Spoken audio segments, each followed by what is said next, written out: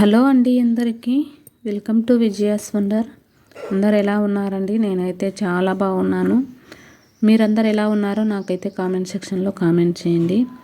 ఇంకా ఈరోజు వీడియోలోకైతే మనం వెళ్ళిపోదామండి. ఈరోజు వీడియో ఏమిటంటే, నన్ను తిట్టుకున్నా పర్వాలేదండి, డబ్బులు మాత్రం అస్సలు సేవింగ్స్ చేయొద్దు.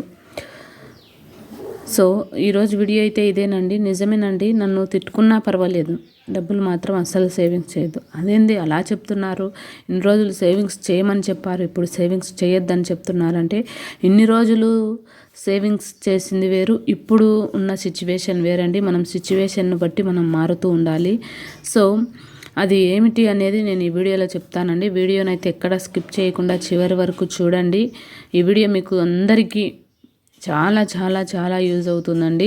వీడియో నచ్చితే ఒక లైక్ చేయండి, మీ ఫ్రెండ్స్ అండ్ రిలేటివ్స్కు షేర్ చేయండి. కొత్తగా మన ఛానల్ని ఎవరైనా చూస్తుంటే మాత్రం ప్లీజ్ సబ్స్క్రైబ్ చేసుకోండి. ఈ సేవింగ్స్ అనేది మిడిల్ క్లాస్ వాళ్ళు సేవింగ్స్ చేస్తే ఇంకా మిడిల్ క్లాస్లోకి వెళ్ళిపోతారండి.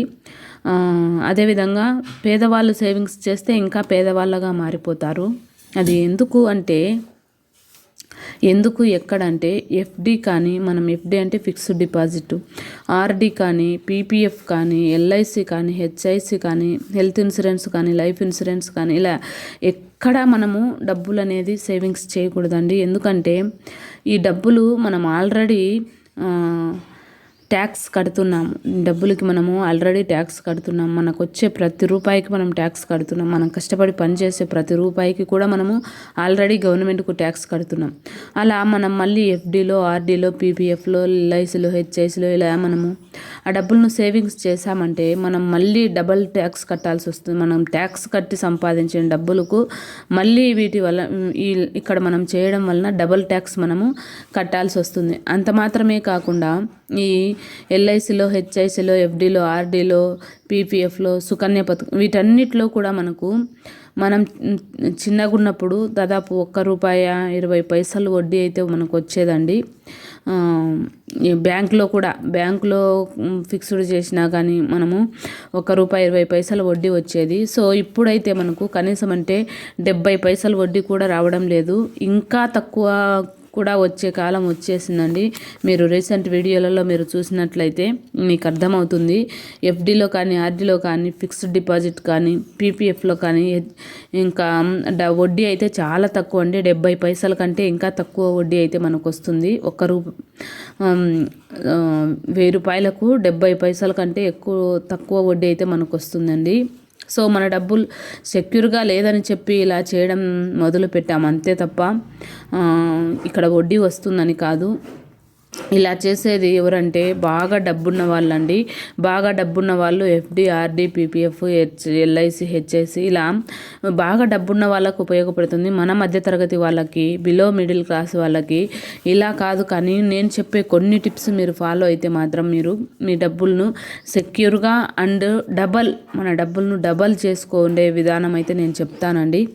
ఇంకా ఎల్ఐసి విషయానికి వస్తే, ఈ ఎల్ఐసి ఏజెంట్స్ అయితే మనం ఇచ్చే డబ్బులతోనే మనం ఆల్రెడీ ట్యాక్స్ కట్టి డబ్బులు సంపాదించాము. ఆ డబ్బులతోనే వాళ్ళు మళ్ళీ ట్యాక్స్ అని చెప్పి, జిఎస్టీ అని చెప్పి వాళ్ళ జీతాలు కూడా మనం కట్టిన డబ్బుల్లోనే తీసేసుకొని ఒక టార్గెట్ ఉంటుందండి. ఇంకా డైలీ వాళ్ళైతే కస్టమర్స్ కోసమని ఫోన్ చేస్తూనే ఉంటారు ఈ ఏజెంట్స్. ఇంకా వాళ్ళ జీతాలు మనం కట్టే డబ్బుల్లో నుంచే కట్ చేసుకొని మనకు ఎల్ఐసి అనేది ఇస్తారండి. సో మనం ఈ ఎల్ఐసిలో కూడా మనకు ఇప్పుడు తక్కువ వడ్డీ కాబట్టి మనం ఈ ఎల్ఐసిలో కూడా బిలో మిడిల్ క్లాస్ వాళ్ళు ఇలాంటి సేవింగ్స్ అయితే అస్సలు చేయకూడదండి. సేవింగ్స్ చేయాలి, కానీ ఎలాంటి సేవింగ్స్ చేయాలన్నది ఈరోజు మనం తెలుసుకుందామండి. ఫింక్షన్కు సంబంధించిన సేవింగ్స్ కూడా అస్సలు చేయకూడదండి.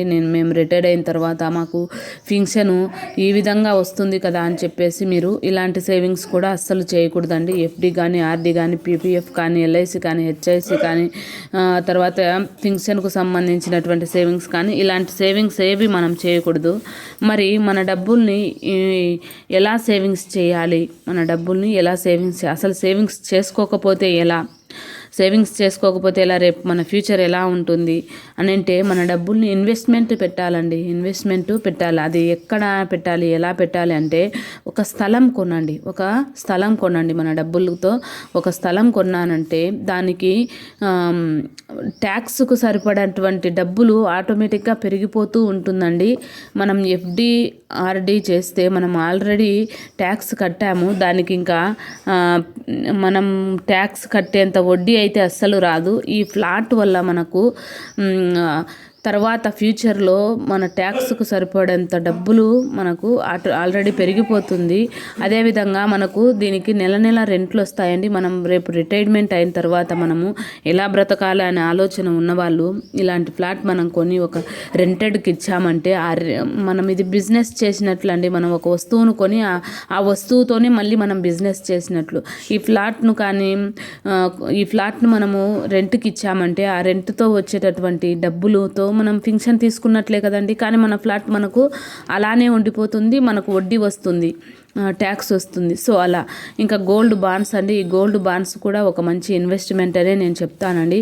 గోల్డ్ బాండ్స్ మీరు కొని ఇంట్లో పెట్టుకోండి. ఆ గోల్డ్ బాండ్స్ను మనము మళ్ళీ మనం బ్యాంకులో పెట్టేసి డబ్బులు తీసుకొని ఆ డబ్బులతో మనము ఇంకొక బిజినెస్ ఏదైనా చేయొచ్చు. లేదంటే మళ్ళీ గోల్డ్ కొనొచ్చు. అప్పుడు మనకు డబల్ వడ్డీ వస్తుందండి. ఈ డబ్బులను మనము బ్యాంకులో పెట్టి, ఈ గోల్డ్ బాండ్స్ మనం బ్యాంకులో పెట్టి వాటిని డబ్బులు తీసుకొని మళ్ళీ మనం గోల్డ్ బాండ్స్ కొన్నామంటే మనకు డబల్ వడ్డీ వస్తుంది. ఆల్రెడీ గోల్డ్ బాండ్స్ మీద మనకు వడ్డీ వస్తుంది. ఇంకా అదేవిధంగా మళ్ళీ కొత్త గోల్డ్ బాండ్స్ కొంటున్నాం కాబట్టి వీటి మీద కూడా మనకు వడ్డీ వస్తుంది. సో ఇలాంటి సేవింగ్స్ అయితే చేసుకోండి మధ్యతరగతి వాళ్ళు. ఇంకా తర్వాత ఏదైనా ఒక మంచి బిజినెస్ చేయడం. బిజినెస్ అంటే పెద్దగా బిజినెస్ చేయడం కాదండి. మనకు మధ్యతరగతి వాళ్ళం కాబట్టి ప్లాస్టిక్ ఇనుపతో కూడా మనము బిజినెస్ చేయొచ్చు. సో ఇలా మనము కొత్త బిజినెస్ ఐడియాస్ ఏవైనా మనము చేయడం నేర్చుకోవాలి. ఇంకా అదేవిధంగా కొత్తగా ఏదైనా తయారు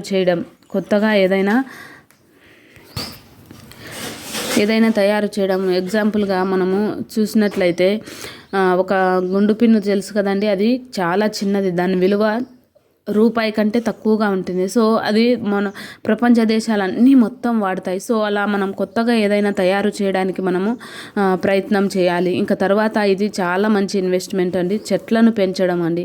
ఈ చెట్లను పెంచడం ఈరోజు మనము ఒక 10 రూపాయలు పెట్టి ఒక చెట్టును కొంటే రేపు ఫ్యూచర్లో మనం రిటైర్డ్ అయిన తర్వాత మన పిల్లలు పెద్దలు అయిన తర్వాత 1000 రూపాయల వరకు వెళ్తుందండి. ఎక్కడ 10 రూపాయలు, ఎక్కడ 1000 రూపాయలు అండి. అయితే మనము వెయిట్ చేయాలి. ఎన్ని రోజులు వెయిట్ చేయాలి? 10 రూపాయలను డబ్బులను పెట్టి మనము కనీసం అంటే 10 ఇయర్స్ వెయిట్ చేయాలి. ఈ 10 ఇయర్స్కి వచ్చేసి 10 రూపాయలు మనకు 1000 రూపాయలు అవుతుంది.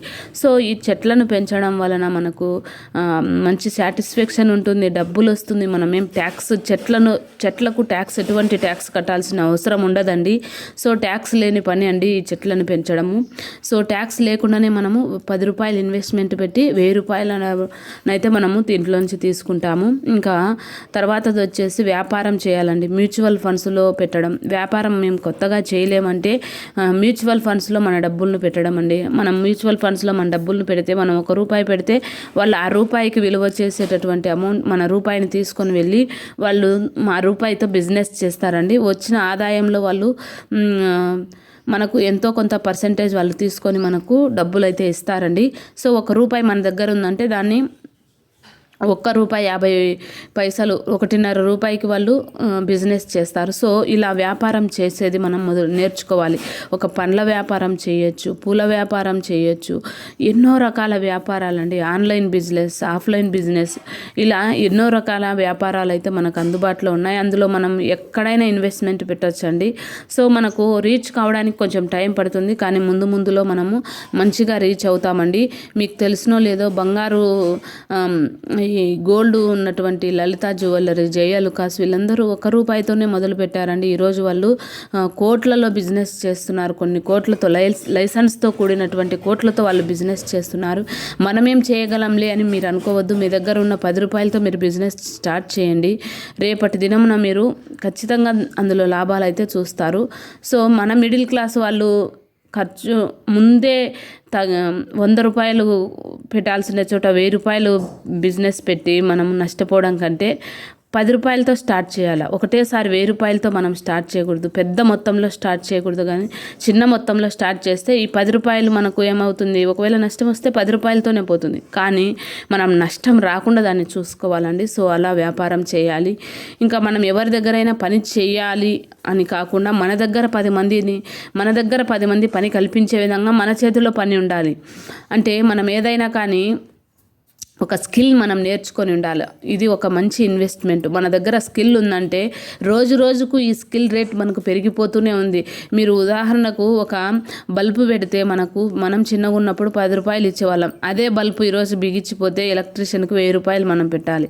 సో ప్లంబరు ఒక ట్యాప్ బిగిస్తే మనము ఒక 10 రూపాయలు ఇచ్చేవాళ్ళం. ఈరోజు 1000 రూపాయలు ఇవ్వాలి అదే ప్లంబర్కి. సో ఇలా మనము ఒక స్కిల్ ఏదైనా మనలో ఉన్నట్లయితే అది మనమే కాకుండా మన దగ్గర ఇంకా 10 మందికి మనం పని కల్పించిన వాళ్ళం అవుతాం. సో ఇలా మన పిల్లలకి ఆస్తి ఎత్తి పెట్టాలి, కానీ డబ్బులు మన దగ్గర ఉంటే మనకు తెలియకుండానే అవి అయిపోతాయండి.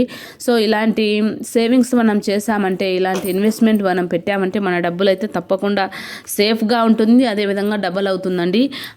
ఇవి గనక సేవింగ్స్ మీరు చేస్తే ఆల్రెడీ ట్యాక్స్ కట్టి సంపాదించిన డబ్బులకు మళ్ళీ డబల్ ట్యాక్స్ మనం కట్టాల్సి వస్తుంది. సో 2 times ట్యాక్స్ కట్టాల్సి వస్తుంది. ఇంకా అదేవిధంగా ఈ డబ్బుల్ని ఏదో ఒక రోజు మళ్ళీ తీసుకొని వాడుకోవాల్సిందే కదండి. సో అలా కాకుండా ఈ విధంగా మనము డబ్బులను దాచిపెట్టామంటే ఇంకా కొన్ని తరాలకు సరిపడా ఆస్తిని మనం సంపాదించిన వాళ్ళం అవుతామండి. సో ఈరోజు వీడియో అయితే ఇదేనండి. వీడియో నచ్చితే లైక్ చేయండి. మరొక మంచి వీడియోతో మళ్ళీ కలుద్దాం. Bye friends.